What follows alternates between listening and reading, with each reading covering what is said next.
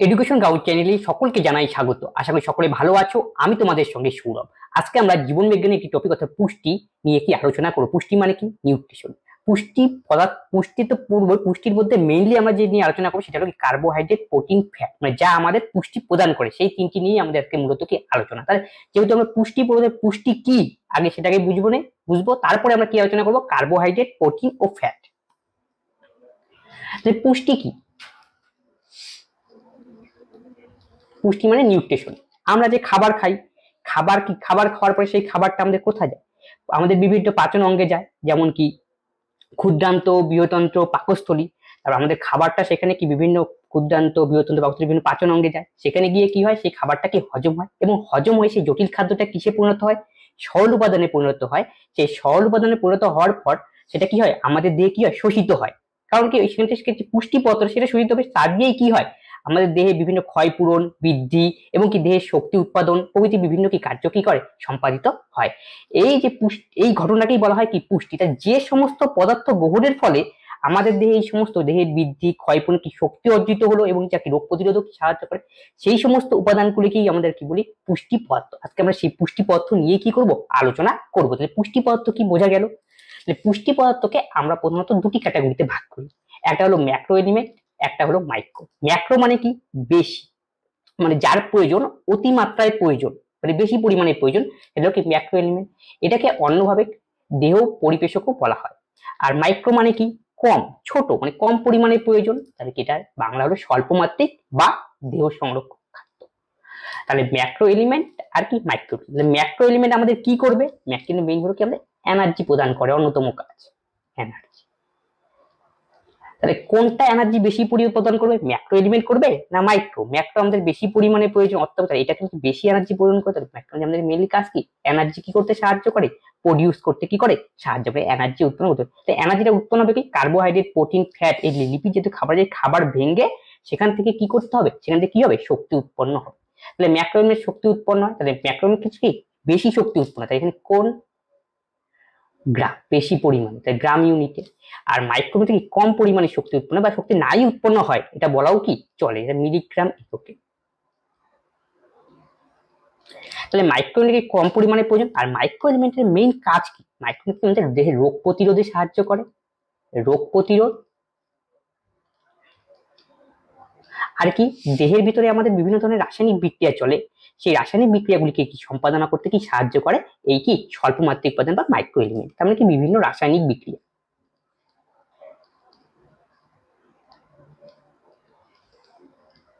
রাসায়নিক বিক্রিয়া। তাহলে বোঝা গেল, তাহলে ম্যাক্রো আর মাইক্রো এলিমেন্টের কাজ কি। তাহলে ম্যাক্রো এলিমেন্টের মধ্যে কোন কোন উপাদান রয়েছে, কার্বোহাইড্রেট, প্রোটিন আর ফ্যাট। আর মাইক্রো এলিমেন্টের কি কি উপাদান রয়েছে, ভিটামিন আর খনিজ লবণ। ভিটামিন কি করে, সাধারণত ভিটামিন আমাদের রোগ প্রতিরোধে কি করে, সাহায্য করে। খনিজ লবণ কি, সেরকম আমাদেরকে অতটা শক্তি উৎপন্ন করে না। ঠিক আছে, তারপর দেখো কার্বোহাইড্রেট, প্রোটিন, ফ্যাট, এই তিনটে নিয়ে আমাদের মেনলি কি আলোচনা। কার্বোহাইড্রেটকে কোনোখানে শর্করাও বলা হয়, বা সাধারণত বাংলা বই কি কার্বোহাইড্রেট বলেও কি লেখা থাকে, ইংরেজিতে কার্বোহাইড্রেট কি কার্বোহাইড্রেট, প্রোটিন প্রোটিন, ফ্যাট বা লিপিড একই জিনিস, ইংরেজিতে কি বলা হয়, ফ্যাট ও লিপিড কি বলা হয়। তাহলে কার্বোহাইড্রেট জাতীয় খাবার আমরা সাধারণত একটু বেসিক বলে রাখি। কার্বোহাইড্রেট জাতীয় খাবার আমরা কোন কোন খাবারে পাই, সাধারণত চালের মধ্যে আমরা কি পাই, চাল যে ভাত হবে সেখান থেকে আমরা কি কার্বোহাইড্রেট পাই। রুটি, গম থেকে রুটি হয়, সেখান থেকে আমরা কি পাই, কার্বোহাইড্রেট পাই। প্রোটিন জাতীয় সাদা খাবার কোথা থেকে পাওয়া যায়, মাছ পাওয়া জাতীয় খাবার থেকে, মাছ। তারপরে ডাল জাতীয় খাবারের মধ্যে পাওয়া যায়। ডিমের মধ্যে যে সাদা অংশ থাকে সেখানে পাওয়া যায় কি, প্রোটিন জাতীয় খাদ্য। ফ্যাট জাতীয় খাবার কোথায় পাওয়া যায়, যে সমস্ত খাবার খেলে কি প্রচুর শক্তি উৎপন্ন হয়, ফ্যাট জাতীয় খাবার। মানে বিভিন্ন তেল জাতীয় খাবারের মধ্যে কি পাওয়া যাবে, যেমন মাখন, ঘি, বিভিন্ন চর্বি জাতীয় খাবারে, তেল জাতীয় খাবার, মাখন, ঘি এবং কি বিভিন্ন যে সমস্ত খাবার যেখানে কি ফ্যাট থাকবে, তেল জাতীয় খাবার, সেটা যেমন কি পাঠার চর্বি, এই টাইপের। সেখানে খাবারের মধ্যে কি পাওয়া যায়, ফ্যাট ও কি লিপিড পাওয়া যায়। তাহলে একটু বেসিক আইডিয়া নিলে কোন খাবারে কি পাওয়া যায়। এখন প্রথমে আমরা আলোচনা করবো কি, এই কার্বোহাইড্রেট নিয়ে। কার্বোহাইড্রেট, কার্বোহাইড্রেট কথাটার সঙ্গেই দেখো জুড়ে রয়েছে কি কার্বোহাইড্রেট। হাইড্রেট মানে কি জল, জলের মধ্যে কি থাকে H2O। কার্বো মানে কি কার্বন। তার মানে কার্বোহাইড্রেট কি কি দিয়ে তৈরি হয়, কার্বোহাইড্রেট তৈরি হয় C, H আর ও দিয়ে। তাহলে পরীক্ষায় আসতে পারে তোমাদের কার্বোহাইড্রেট যে উপাদানটা রয়েছে সেটি কি দিয়ে তৈরি, কার্বন, হাইড্রোজেন এবং কি অক্সিজেন দিয়ে তৈরি। তাহলে বোঝা গেল, এটা একটা কোশ্চেন হয়ে গেল আমাদের। তাহলে পরীক্ষা এখান থেকে একটা কোশ্চেন আসে যে কার্বোহাইড্রেটের মধ্যে অক্সিজেন হাইড্রোজেন বা অক্সিজেনের অনুপাত বা অক্সিজেন এবং হাইড্রোজেন কি অনুপাতে থাকে। দেখো কার্বোহাইড্রেট মানে কি, আমরা যে গ্লুকোজ বলি সেটাই আসলে কি আমাদের কার্বোহাইড্রেট, C6H12O6, সরলতম কার্বোহাইড্রেট। এখানে দেখো তো হাইড্রোজেন কত অণু রয়েছে, 12, অক্সিজেন কতটা রয়েছে, হাইড্রোজেনের 12টা আর অক্সিজেনের কয়টা, 6টা, অনুপাত করলে কত হয়, 2:1। তাহলে এখানে যে গ্লুকোজের মধ্যে হাইড্রোজেন আর অক্সিজেনের অনুপাত কত হলো, 2:1। তাহলে আমরা বলতে পারি কার্বোহাইড্রেটের মধ্যে হাইড্রোজেন আর অক্সিজেনের অনুপাত কত হবে, 2:1 হবে। তাহলে এখান থেকে একটা কোশ্চেন হয়ে গেল, পরীক্ষায় আসবে কার্বোহাইড্রেট কি নিয়ে গঠিত, কার্বন, হাইড্রোজেন আর অক্সিজেন, এবং সেখানে হাইড্রোজেন আর অক্সিজেনের অনুপাত কত হয়, 2:1। তাহলে এখান থেকে আরেকটি কোশ্চেন জিজ্ঞেস করবে যে কার্বোহাইড্রেট হলো, এই কার্বোহাইড্রেট জেনারেল সংকেত কি, এর জেনারেল সংকেত হলো CnH2n আর ON। কেমন করে মনে রাখবো, দেখো গ্লুকোজের সংকেত মনে রাখো, গ্লুকোজ কোথায় উৎপন্ন হয়, আমরা কোথায় পড়েছিলাম, সালোক সংশ্লেষ প্রক্রিয়ায় যখন কি গ্লুকোজ উৎপন্ন হয়, C6H12O6। আশা করি সংকেতটা সবার জানা। দেখো CN এর মান মানে কি 6, দেখো C কত 6 মিলে গেল, তা H কত 12, তারপর 2N রয়েছে, তাই 6 দোকানে কত 12, H12, O কি 6, এই যে O6। এখানে হাইড্রোজেন কত 12, অক্সিজেন কত 6, অনুপাত কত 2:1। তাই পরীক্ষায় তোমাকে যদি জিজ্ঞেস করে কার্বোহাইড্রেটের জেনারেল সংকেত কি, তাহলে কি হবে, CnH2nOn, CnH2n। মনে রাখার টেকনিক কি, গ্লুকোজের সংকেত মনে রাখবো, তাহলে কি আমাদের হয়ে যাবে। তাহলে কার্বোহাইড্রেট যে রয়েছে, কার্বোহাইড্রেট কি নিয়ে গঠিত, কার্বোহাইড্রেট কি দুটো মূলক নিয়ে গঠিত হয়, কার্যকারী মূলক, সেটা কি CHO, এটাকে বলে অ্যালডিহাইড মূলক, আর CO রয়েছে এটাকে বলে কিটো মূলক। এটা হলো অ্যালডিহাইড, CHO থাকলে অ্যালডিহাইড আর CO থাকলে কিটো, এটা জৈব রসায়নে রয়েছে আমাদের। তার মানে কি, জৈব রসায়ন যদি আমরা পড়ে থাকি তাহলে দেখা যাবে এখানে দেওয়া রয়েছে কি এরকম একটা সংকেত থাকে, আমরা দেখেছি CH3CO CHO, তারপরে হলো CH3CH2 CO CH2, এরকম অ্যাসিটন, অ্যাসিটালডিহাইড। এই যে এখানে যে কার্যকরী গ্রুপগুলো রয়েছে, যে CHO, এই যে CO, এটাই কি, এটাকে বলা হয় কার্যকরী গ্রুপ। তার মানে পরীক্ষায় তোমাকে জিজ্ঞেস যে কার্বোহাইড্রেট রয়েছে এখানে কি কি কার্যকরী গ্রুপ দেখতে পাওয়া যায়, CHO আর CO। CHO কে কি বলা হয়, অ্যালডিহাইড গ্রুপ, আর CO কে কি বলা হয়, কিটো গ্রুপ। এটা তোমরা মনে রাখবে।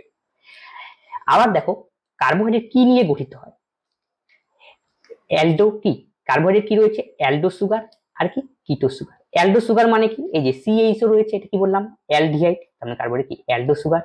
আর কি কিটো গ্রুপ রয়েছে, তাহলে কিটো সুগার নিয়ে গঠিত। তাহলে মনে রাখা কি সহজ ব্যাপার গেল, এই দুটো আমরা বুঝে নিলাম। তাহলে পরীক্ষা আসবে কার্বোহাইড্রেটের একটা ভাগ তো অ্যালডো সুগার, মানে কি অ্যালডো সুগারের মধ্যে কোন গ্রুপ থাকবে, কার্যকরী গ্রুপ CHO, যেটাকে বলা হয় অ্যালডিহাইড গ্রুপ। তাহলে অ্যালডিহাইড গ্রুপ থাকে অ্যালডো সুগারের মধ্যে, উদাহরণটা কি, গ্লুকোজ আর কি রাইবোস। পরীক্ষা আসবে গ্লুকোজ একটা কিসের উদাহরণ, সবাই জানে কার্বোহাইড্রেটের উদাহরণ, তার থেকে ভেতরে প্রশ্ন করবে গ্লুকোজ কিসের উদাহরণ, অ্যালডো সুগারের উদাহরণ। বোঝা গেল গ্লুকোজ ও রাইবোস। একই রকম ভাবে কিটো সুগারের মধ্যে কারা কারা রয়েছে, ফ্রুক্টোজ আর কি রিবোলোস। কার্বোহাইড্রেট সাধারণ সংকেত কি তোমাদের বোঝানো হলো। তারপরে দেখো আরেকটা কয়টা জিনিস নিয়ে আমরা আলোচনা করবো, টায়োস, টেট্টোস, পেন্টোস, হেক্সোস। এটা প্রত্যেকটা যে উদাহরণ দেওয়া রয়েছে, টায়োসের উদাহরণ কি গ্লিসারালডিহাইড, টেট্টোসের উদাহরণ কি এরিথ্রোস, পেন্টোসের উদাহরণ হলো রাইবোস, আর হেক্সোসের কি গ্লুকোজ, ফ্রুক্টোজ। ব্যাপারটা কি, টায়োস মানে কি, যে সমস্ত কার্বোহাইড্রেটের মধ্যে কার্বনের সংখ্যা 3 থাকবে তাকে আমরা বলি টায়োস। তার মানে গ্লিসারালডিহাইডের মধ্যে কার্বনের সংখ্যা কত থাকে, 3। টেট্টোস মানে কি, টেট্টো মানে কি তো 4, তার মানে এরিথ্রোসের মধ্যে কার্বনের সংখ্যা কত, 4। তার মানে যেসব কার্বোহাইড্রেটের মধ্যে কার্বনের সংখ্যা 4 থাকে তাকে আমরা বলি টেট্টোস, যেসব কার্বোহাইড্রেটের মধ্যে কার্বনের সংখ্যা 3 থাকে, 3 মানে কত, তাই ট্রায়োস।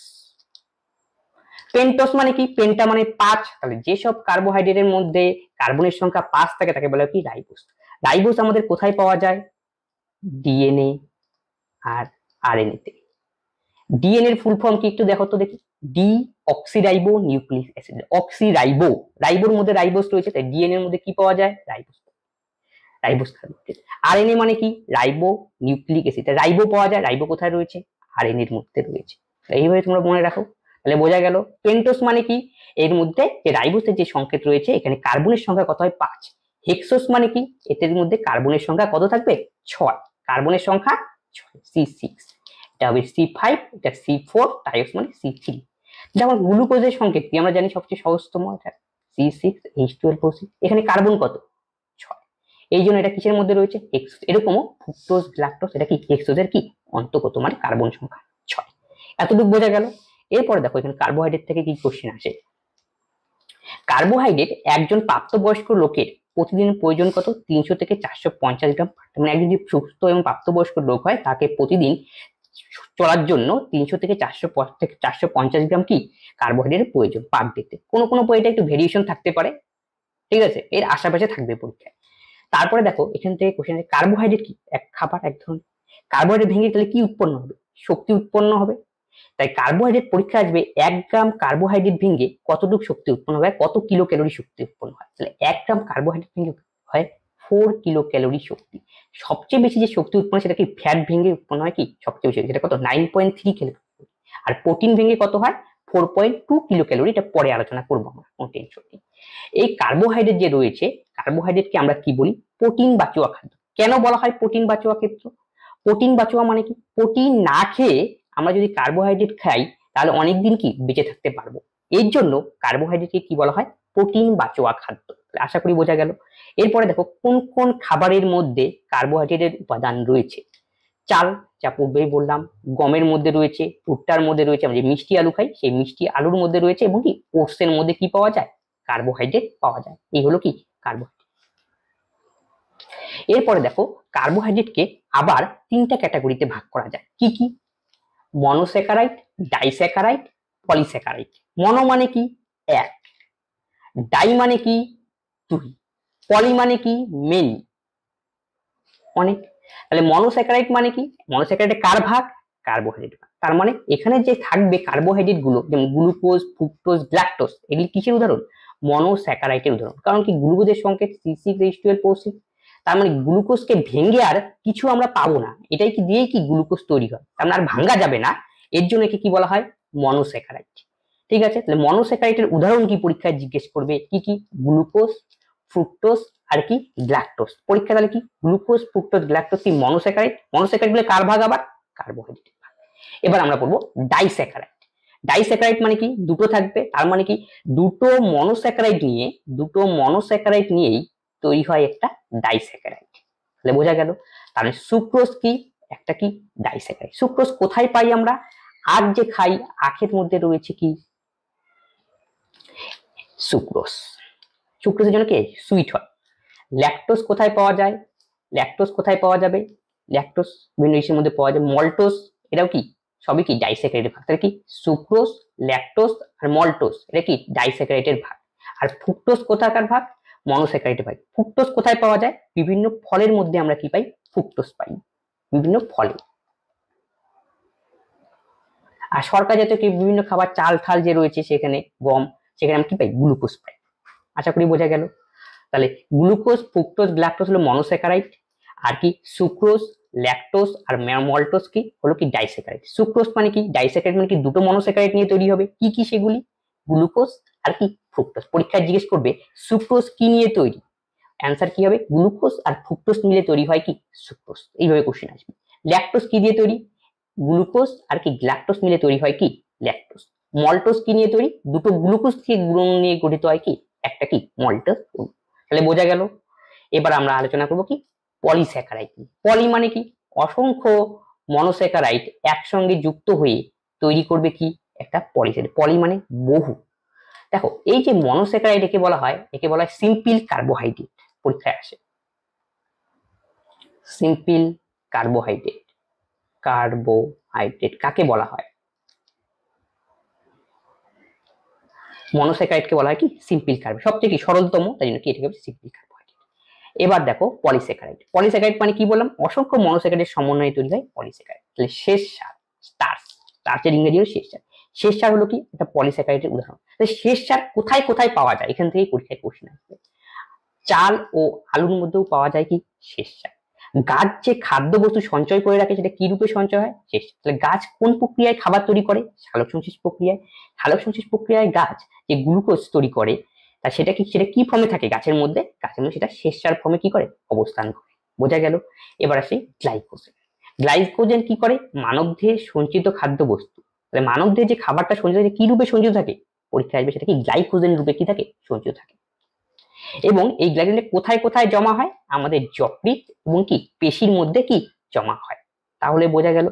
দেখো, একটা হরমোনের নাম আমরা পড়েছি, ইনসুলিন হরমোন। ইনসুলিন হরমোন কোথা থেকে ক্ষরিত হয়? আমাদের অগ্নাশয় যে রয়েছে, অগ্নাশয়ের বিটা কোষ থেকে ক্ষরিত হয় কি ইনসুলিন হরমোন। ইনসুলিন হরমোন কাজ কি? আমরা যে খাবার খাই, খাবারের মধ্যে কি থাকে? গ্লুকোজ থাকে। সেই গ্লুকোজ ভেঙে গ্লাইকোজেন উৎপন্ন করাকে বলা হয় কি? উৎপাদন করতে সাহায্য করে কে? এই ইনসুলিন। আমাদের দেহে যদি ইনসুলিন পরিমাণ কম উৎপন্ন হয়, তাহলে কি গ্লুকোজ ভেঙে কি আর গ্লাইকোজেন উৎপন্ন হবে? উৎপন্ন হবে না। তখন কি রক্তের মধ্যে গ্লুকোজের পরিমাণ বৃদ্ধি পাবে। তখন সেই সমস্যাটাকে আমরা কি বলি? Blood sugar.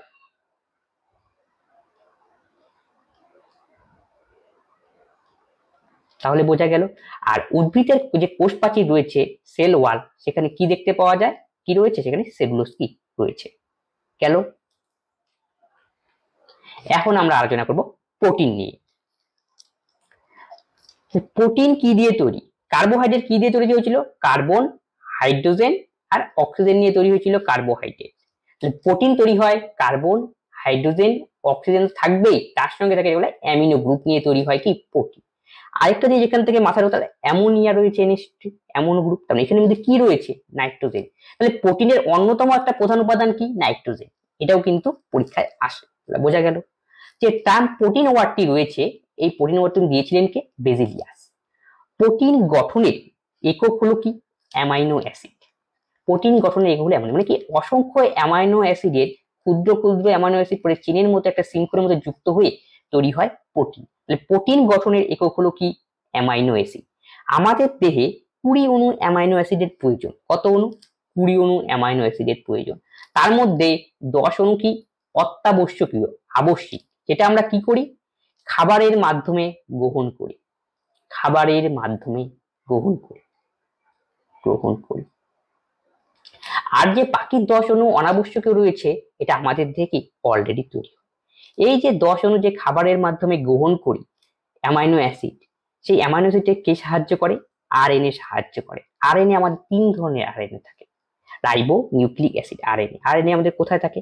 নিউক্লিয়াসের মধ্যে থাকে, প্রথমে পাওয়া যায়, তারপরে সেটা সাইটোপ্লাজমের মধ্যে কি করে? অবস্থান। কি কি আরএনএ? এমআরএনএ, টিআরএনএ আর হলো আরআরএনএ। আর এই 3 ধরনের আরএনএ পাওয়া যায়। এমআরএনএ এর কাজ কি? আমরা মনে করো কোনো একটা খাবার খেলাম, খাবারের মধ্যে থেকে ওখান থেকে দেখতে হবে অ্যামাইনো অ্যাসিড কোথায় আছে, মানে কোন অ্যামাইনো অ্যাসিড, এই যে 10টি এসেনশিয়াল অ্যামাইনো অ্যাসিড, সেটা কি করে খুঁজে বের করে। এর কাজ কি? এমআরএনএ এর কাজ হলো সেটা খুঁজে বের করা। ঠিক আছে, খুঁজে বার করলো। তারপরে কি করে? এমআরএনএ। তারপরে কি হবে? তারপরে এমআরএনএ গেল, তারপরে টিআরএনএ, তারপরে আরএনএ, তারপরে কি? টিআরএনএ। তাহলে প্রথমে হলো এমআরএনএ, তারপরে টিআরএনএ, তারপরে আরএনএ। তাহলে এমআরএনএ কি করলো? প্রথমে কি খুঁজে বের করলো, হ্যাঁ এখানে আছে, পাওয়া গেল। তারপরে কি? ট্রান্সআরএনএ কি টিআরএনএ কে খবর দিল। তাহলে এমআরএনএ যখন আরএনএ কাকে পাঠাবে? ট্রান্সআরএনএ পাঠাবে, মানে ট্রান্সপোর্ট করে নিয়ে গেল। নিয়ে যাওয়ার পর সেটা আবার কোথায় যাবে? আরএনএ তে যাবে। আর আরএনএ কোথায় পাওয়া যায়? আমাদের রাইবোজোমে পাওয়া যায়। রাইবোজোমে কি হয় আমরা পড়েছিলাম? রাইবোজোমকে বলা হয় প্রোটিন তৈরির ফ্যাক্টরি। রাইবোজোম তাহলে প্রোটিন ফ্যাক্টরি করতে, অ্যামাইনো অ্যাসিড করতে গিয়ে কি হবে? প্রোটিন তৈরি করতে কি সাহায্য করবে? আরএনএ। আরএনএ এবং রাইবোজোম মিলে প্রোটিন কি সংশ্লেষ করবে। তাহলে এইভাবেই কি হয়? এই যে 10 অণু রয়েছে অত্যাবশ্যক, সেটা কি করে? আমাদের দেহে কি করে? কাজে লাগে এবং সেখান থেকে প্রোটিন তৈরি হয়। তাই 10 অণু যে অত্যাবশ্যকীয় প্রোটিন অ্যামাইনো অ্যাসিড রয়েছে, সেটা থেকে প্রোটিন তৈরি করতে কে সাহায্য করে? আরএনএ সাহায্য করে। কয় ধরনের আরএনএ রয়েছে আমাদের? 3 ধরনের, এমআরএনএ, টিআরএনএ, আরএনএ। এম মানে মেসেঞ্জার আরএনএ। এর কাজ কি? মনে করো খাবার আমাদের প্রবেশ করলো, খুঁজে খুঁজে দেখে কোথায় কোথায় আছে আমার 10টা অ্যামাইনো অ্যাসিড, সে খুঁজে বের করলো। তারপরে ট্রান্সফার করার দরকার, টিআরএনএ কে কি করলো? পাঠালো। টিআরএনএ টাকে নিয়ে গেল, নিয়ে যাবে কোথায়? আরএনএ তে। নিয়ে আরএনএ কোথায় রয়েছে মজুদ? রাইবোজোমে। সেখানে এই অ্যামাইনো অ্যাসিড থেকে কি তৈরি হবে? প্রোটিন কি হবে? সংশ্লেষ হবে। বোঝা গেল। ফার্স্ট ক্লাস প্রোটিন বলতে আমরা কি বুঝি? 5 অণু অ্যামিনো গ্রুপ যুক্ত অ্যাসিডকে আমরা কি, অ্যামিনো অ্যাসিড যুক্ত কে বলা কি? 5 অণু অ্যামাইনো অ্যাসিড থাকবে যাদের মধ্যে, সেটাকে আমরা বলি কি? First class protein. যেমন সয়াবিন। সয়াবিন আর মাছ হলো কি আমাদের ফার্স্ট ক্লাস প্রোটিন। তাহলে পরীক্ষায় আসতে পারে সয়াবিন এবং মাছ, কি বলা হয়? First class protein. প্রোটিনের উৎস, তাহলে প্রোটিন আমরা কোথা থেকে পাই? মাংস থেকে পাই, মাছ থেকে পাই, ডিমের মধ্যে যে সাদা পোর্শনটা থাকে সেখান থেকে, কুসুমের মধ্যে থেকে কিন্তু পাওয়া যায়, কিন্তু অতটা পরিমাণে না। ডিমে সাধারণত বেশি পরিমাণে কি রয়েছে, প্রায় 70% কি রয়েছে, এখানে প্রোটিন রয়েছে। তাহলে প্রোটিন যে কোনো খাবারই হোক, ভেঙে আমরা কি পাবো? শক্তি পাবো। তাহলে 1 গ্রাম প্রোটিন দহনে আমরা কত কিলো ক্যালোরি শক্তি পাই? 4 কিলো ক্যালোরি কি পাই? শক্তি পাই। তাহলে এতটুকু বোঝা গেল। এখন আমরা প্রোটিনে কার কতটুকু প্রয়োজন হয়। অ্যাডাল্টদের প্রয়োজন হয় কত? 0.8 গ্রাম পার কেজি পার ডে। টিনদের কত হয়? 0.9 গ্রাম পার কেজি। একদম চাইল্ডদের কত হয়? 2 গ্রাম। আর প্রেগনেন্ট যে ওমেন রয়েছে, গর্ভবতী মহিলা, তাদের দরকার কত পড়ে? তাদের একটু বেশি পড়বে, তাদের 55 থেকে কি 70 gram per KG, according to body weight. তার মানে কি? মনে করো কোনো একজন অ্যাডাল্ট রয়েছে, তার ওজন 50 কেজি, তার প্রতিদিন কত পড়বে হবে? পার কেজিতে কত? 0.8 দিয়ে গুণ করো। তাহলে এখান থেকে যদি আমরা কাটি শূন্য, পাতাটা কত? 40 গ্রাম তার কি হবে? প্রয়োজন পড়বে প্রতিদিন। এই হলো লজিক। আশা করি বোঝা গেল। ঠিক একইভাবে বাকিগুলো হবে। এক্সাম্পল মানে কি? প্রোটিন কোথায় কোথায় পাওয়া যায়? প্রোটিন কোথায় পাওয়া যায়? ক্যারোটিনে। ক্যারোটিন কোথায়? এখন পরীক্ষা আসবে ক্যারোটিন কোথায়? ক্যারোটিন একটা প্রোটিনের ভাগ। ক্যারোটিনটা তাহলে কোথায় কোথায় পাওয়া যায়? আমাদের যে চুল রয়েছে, চুলের মধ্যে, হাতের নখের মধ্যে, এবং কি বিভিন্ন যে পশু রয়েছে তাদের যে শিং রয়েছে, শিংয়ের মধ্যে পাওয়া যায় কি? ক্যারোটিন। তাহলে বোঝা গেল। আর অ্যালবুমিনও এক ধরনের প্রোটিন। অ্যালবুমিন কোথায় পাওয়া যায়? ডিমের যে হোয়াইট পোর্শন রয়েছে, সাদা অংশ, সেখানেই পাওয়া যায় কি? অ্যালবুমিন নামে প্রোটিন। এটা কিন্তু পরীক্ষায় আসে। এছাড়াও বিভিন্ন হরমোন পাওয়া যায়, ইনসুলিন হরমোন এবং কি গ্রোথ হরমোন। এই দুই ধরনের হরমোনকে কি পাওয়া যায়? প্রোটিন পাওয়া যায়। যে সমস্ত হরমোনকে বৃদ্ধিতে সাহায্য করে সেটা কি? গ্রোথ হরমোন আর কি ইনসুলিন। প্রোটিন তো বললাম, প্রোটিনের অভাবেও কিন্তু রোগ হয়। প্রোটিনের অভাবে কি রোগ হয়? ম্যারাসমাস রোগ হয়, ম্যারাসমাস। আর কি? কোয়াশি অর্কর, কোয়াশি অর্কর। তাহলে প্রোটিনের অভাবে কি রোগ হয়? ম্যারাসমাস এবং কোয়াশি অর্কর। কোয়াশি ম্যারাসমাস কি? মানে প্রোটিনের অভাবজনিত রোগ। যখন বাচ্চাদের সাধারণত দেখতে পাওয়া যায় ম্যারাসমাস হলে কি হবে? হাতের বডির মধ্যে যে হাড় সবগুলি কি বেরিয়ে পড়ে পেট কি হবে? ফুলে যাবে। সেটাই কি? ম্যারাসমাস এবং কোয়াশি অর্কর। তাহলে বোঝা গেল ম্যারাসমাস কি আর কোয়াশি অর্কর হলো কি? মেনলি কি? প্রোটিনের অভাবজনিত রোগ। তাই গেল। আর দেখো, ক্যারোটিনে বোঝা গেল। আর এই যে প্রোটিন হয়, এই প্রোটিনকে কি বলা হয়? আমাদের দেহের বডি বিল্ডার। মানে আমাদের বডি বিল্ডারে সাহায্য করে কি? এই প্রোটিন। তাহলে আমাদের বডি বিল্ডারে কে সাহায্য করে? Body builder, protein. তাহলে পরীক্ষায় কি আসবে? আমাদের দেহে বডি বিল্ডারে কে সাহায্য করে? প্রোটিন। ম্যারাসমাস এবং কোয়াশিকর দুটি রোগ হয়, এটা কি? প্রোটিনের অভাবজনিত রোগ, ম্যারাসমাস আর কোয়াশি অর্কর। এবার আমরা আলোচনা করব কি? ফ্যাট নিয়ে। ফ্যাট রয়েছে, ফ্যাটের নামকরণ কে করে? ফ্যাটের নামকরণ করেন ব্লক। ফ্যাট কি দিয়ে তৈরি হয়? কার্বন, হাইড্রোজেন, অক্সিজেন আর নাইট্রোজেন কার সময় ছিল? প্রোটিনের সময়। এক্সট্রা দুটো আসলো কি? ফসফরাস আর কি? সালফার। এ দিয়ে কি তৈরি হয়? আমাদের ফ্যাট তৈরি হয়। তাই গেল। ফ্যাটের একক কি? ফ্যাটের একক কি? ফ্যাটি অ্যাসিড এবং কি গ্লিসারল কি হয়? ফ্যাটের একক ফ্যাটি অ্যাসিড এবং কি গ্লিসারল। তাহলে ফ্যাট তো তৈরি হয়। ফ্যাটের মধ্যে কার্যকরী গ্রুপ দেখতে পাওয়া যায়। পরীক্ষা আছে ফ্যাটের মধ্যে কি কি কার্যকরী গ্রুপ রয়েছে। কার্যকরী নিয়ে একটু প্রথমে আলোচনা করলাম কার্বোহাইড্রেটের সময়। ফ্যাটের ক্ষেত্রে কার্বক্সিল, ফ্যাটের ক্ষেত্রে যে কার্যকরী গ্রুপ রয়েছে সেটা কি? কার্বক্সিল গ্রুপ, তাকে বলে সিও, যেমন অ্যাসিটিক অ্যাসিড CH3COH। এখানে রয়েছে কার্বক্সিল গ্রুপ। হাইড্রোক্সিল বোরন মানে বিভিন্ন অ্যালকোহল C2H5OH, ইথানল, মিথানল। এই যে ওখানে কি থাকে? C2H5OH। এই যে OH গ্রুপ, এটাকে হাইড্রোক্সিল গ্রুপ দিয়ে কি হয়? তৈরি হয়। আমাদের দেহে প্রতিদিন সাধারণত প্রাপ্তবয়স্ক লোকে প্রতিদিন কত গ্রাম ফ্যাটের প্রয়োজন? 80 গ্রাম কি ফ্যাটের প্রয়োজন। তাহলে ফ্যাট থেকে আমাদের সবচেয়ে বেশি কি হয়? শক্তি প্রডিউস হয়। 1 গ্রাম ফ্যাট দহনের ফলে 9.3 কিলো ক্যালোরি কি হয়? শক্তি উৎপন্ন হয়। তাহলে ফ্যাট আমাদের কি? শক্তি প্রদানে কি করে? সাহায্য করে। এছাড়াও ফ্যাট আমাদের দেহে কি করে? তাপমাত্রা নিয়ন্ত্রণে সাহায্য করে।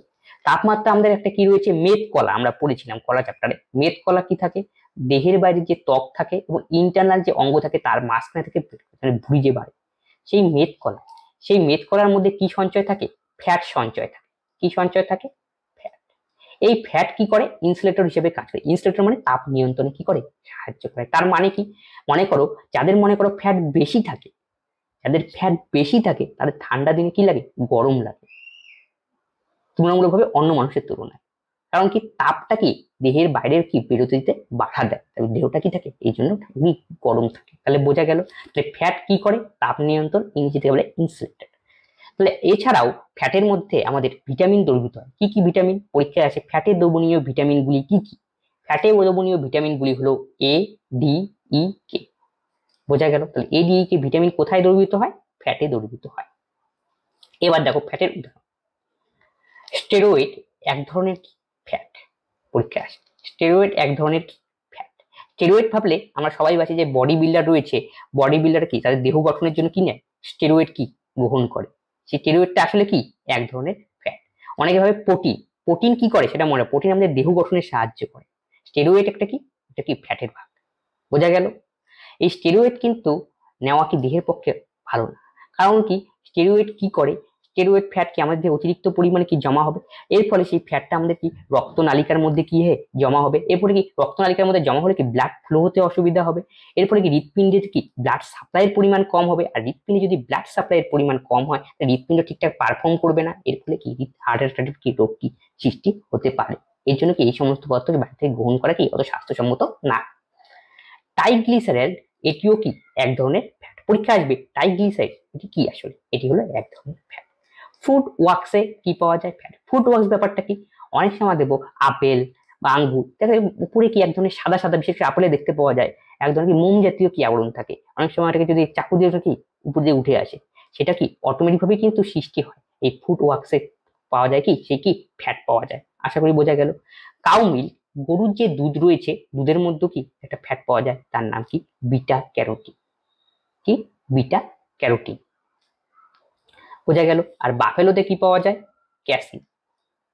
বাফেলোতে কি পাওয়া যায়, ক্যাসিন। আর কাউ মিল্কে কি পাওয়া যায়, বিটা ক্যারোটিন।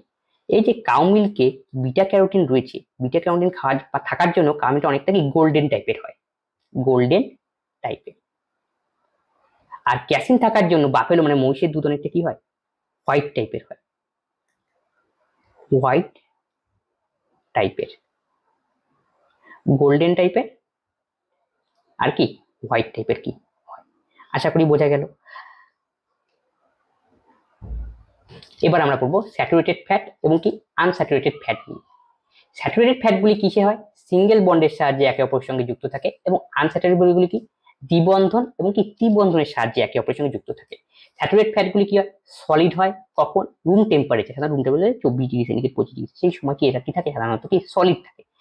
তাহলে স্যাচুরেটেড ফ্যাট কোন কোন খাবারের মধ্যে পাওয়া যায়, সাধারণত অ্যানিমেল ফ্যাট রয়েছে, সেই অ্যানিমেল ফ্যাটের মধ্যে পাওয়া যায় কি স্যাচুরেটেড ফ্যাট। এবং কি স্যাচুরেটেড ফ্যাট কি অতিরিক্ত খাওয়া, মানে অ্যানিমেল যে চর্বি জাতীয় খাবার রয়েছে, ফাস্টফুড জাতীয় খাবার অতিরিক্ত খাওয়া কি ভালো না। কারণ কি সেখানে পরে কি হবে, ব্যাড কোলেস্টেরল কি হবে, তৈরি হবে। ব্যাড কোলেস্টেরল আমাদের দেহের পক্ষে কি ক্ষতি। তাহলে ব্যাড কোলেস্টেরল মানে ব্যাপারটা কি, এলডিএল মানে কি লো ডেনসিটি লাইপোপ্রোটিন, এটাকে কি বলা হয় ব্লাড কোলেস্টেরল। ব্লাড কোলেস্টেরল কি, তাহলে এক ধরনের স্যাচুরেটেড ফ্যাট। তাহলে ব্লাড কোলেস্টেরল কি আমাদের, ব্যাড কোলেস্টেরল কি ভালো আমাদের দেহে, বা এলডিএল কি ভালো, এলডিএল আমাদের দেহে ভালো না। কেন, এক ধরনের কোলেস্টেরল, কোলেস্টেরল এক ধরনের ফ্যাট জাতীয় পদার্থ। ফ্যাট জাতীয় পদার্থ যদি আমরা তৈরি হয়, তাহলে কি হবে, তাহলে আমাদের রক্তের মধ্যে যখন প্রবাহিত হবে, সেই রক্তের সঙ্গে কি হবে, এই কোলেস্টেরল গুলো কি প্রবাহিত করে। আর রক্ত কি বিভিন্ন শিরা ধমনির মধ্যে দিয়ে প্রবাহিত হয়, আর শিরা ধমনির মধ্যে এই কোলেস্টেরল গুলো কি হবে, জমা হতে শুরু করবে। আর শিরা ধমনির মধ্যে যদি এই কোলেস্টেরল জমা হতে থাকে, রক্তে প্রবাহে কি বাধা সৃষ্টি হবে, তার কি ব্লাড সাপ্লাই ঠিক মতো হবে না। এর ফলে কি স্ট্রোক জাতীয় রোগ বা হার্টের সমস্যা কি হতে পারে, সৃষ্টি হতে পারে। তার জন্য কি লো ডেন্সিটি লাইপোপ্রোটিন আছে, ব্যাড কোলেস্টেরল আমাদের দেহের জন্য ভালো না। তাহলে বোঝা গেল। আর আনস্যাচুরেটেড ফ্যাট কোথায় পাওয়া যায়, যে মাখন ঘি রয়েছে, সেখানেও আমরা কি পাই স্যাচুরেটেড, মাখন ঘি। Liquid at room temperature, unsaturated room temperature কি থাকে, তরল থাকে। এবং বিভিন্ন প্লান্টের যে অয়েল রয়েছে, সরিষার তেল, সেখানে কি পাওয়া যায়, তিলের তেল, এখানে কি পাওয়া যায় আনস্যাচুরেটেড ফ্যাট।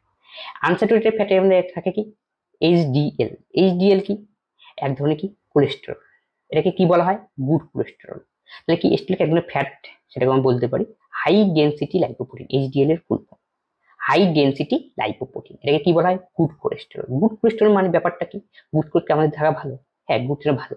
কেন নাকি গুড কোলেস্টেরলের কাজ কি? গুড কোলেস্টেরল কি রয়েছে, আমাদের দেহে যে ব্যাড কোলেস্টেরল গুলো জমা হলো বিভিন্ন ব্লাড নালীর মধ্যে, সেই ব্লাড কোলেস্টেরলকে নিয়ে গিয়ে কি করে, আবার কি আমাদের যে লিভার রয়েছে যেখানে ভাঙনের কাজ হয় সেখানে কি করে পৌঁছে দেয়। এই জন্য কি গুড কোলেস্টেরল থাকা কি ভালো, তাহলে বোঝা গেল। এবার দেখো গুড কোলেস্টেরলের কাজ কি বা আছে আনস্যাচুরেটেড ফ্যাটের কাজ। এটা আমাদের কোথায় পাওয়া যায়, স্কিনের কি স্কিনে পাওয়া যায় না, স্কিনের মধ্যে কি করে এরা, স্কিনের যেমন চমক, স্কিন একটা কি একটা ধরনের মানে বর্ণাজ্জ্বল রাখতে কি করে সাহায্য করে, এবং কি ভিটামিন ডি যে রয়েছে ভিটামিন ডি শোষণেও কি করে সাহায্য করে। এটা হলো কি আনস্যাচুরেটেড ফ্যাটের কি কাজ। এই ছিল কি আমাদের আলোচনা। আর বুঝতে যদি তোমাদের একটু অসুবিধা হয় তোমরা কমেন্ট বক্সে কমেন্ট করবে এবং বন্ধুদের সঙ্গে এই ক্লাসগুলি কি করবে শেয়ার করবে, যাতে সবাই কি এই ক্লাস দেখে উপকৃত হয়। তবে আজকের ক্লাস আমরা এখানেই শেষ করছি, পরবর্তী নেক্সট ভিডিওতে আবার দেখা হচ্ছে। ধন্যবাদ।